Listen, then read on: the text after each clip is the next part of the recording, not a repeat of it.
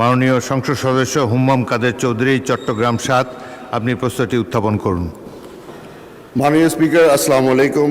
আপনাকে ধন্যবাদ। মাননীয় প্রধানমন্ত্রীর কাছে আমার প্রশ্ন ছিল, দেশের সকল প্রাথমিক বিদ্যালয়ের শিক্ষকদের ইংরেজি বিষয়ের উপর প্রশিক্ষণের ব্যবস্থা গ্রহণ করা হবে কিনা, হলে কবে নাগাদ করা হবে? ধন্যবাদ। মাননীয় প্রধানমন্ত্রী।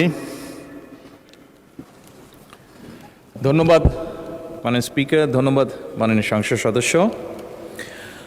বর্তমান সরকারের ইশতেহারে দেশের সকল প্রাথমিক বিদ্যালয় শিক্ষকদের শিক্ষার মান এবং দক্ষতা বৃদ্ধির লক্ষ্যে বিশেষ প্রশিক্ষণ কর্মসূচির আওতায় আনার ওপর গুরুত্ব প্রদান করা হয়েছে।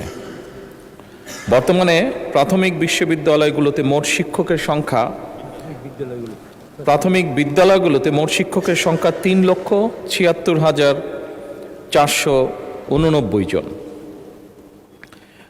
এর মধ্যে চতুর্থ প্রাথমিক শিক্ষা উন্নয়ন কর্মসূচির আওতায় ইতিমধ্যেই ১,৩০,০০০ শিক্ষককে ইংরেজি বিষয়ে প্রশিক্ষণ প্রদান করা হয়েছে।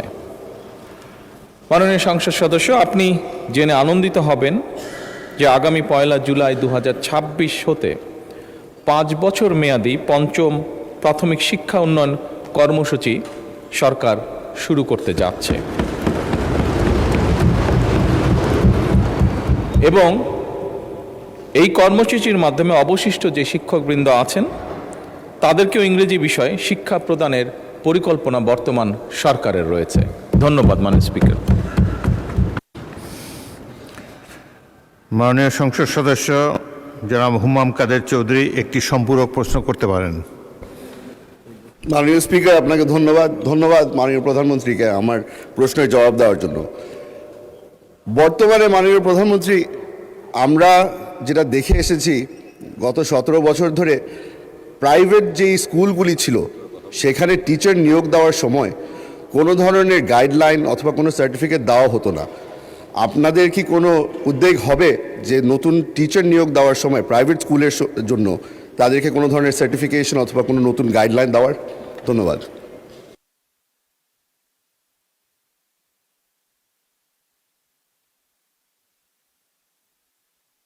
মাননীয় প্রধানমন্ত্রী। মাননীয় সংসদ সদস্য, আপনার সম্পূরক প্রশ্নের জন্য ধন্যবাদ। প্রাইভেট স্কুলের যে গাইডলাইন, এটা তো প্রাইভেট স্কুল, আপনি নিজেই উল্লেখ করেছেন। স্বাভাবিকভাবে প্রাইভেট স্কুলের ব্যাপারে গাইডলাইন তো সরকারের দেওয়ার কথা না, সেটা তারা নিজেরাই ঠিক করবে। তবে এ ব্যাপারে যদি আপনার কোনো পরামর্শ থাকে সেটি আপনি যদি মন্ত্রণালয়ে জমা দেন, সে বিষয়ে নিশ্চয়ই আমরা বিবেচনা বা আলোচনা করে দেখতে পারি। ধন্যবাদ। ধন্যবাদ মাননীয় প্রধানমন্ত্রী।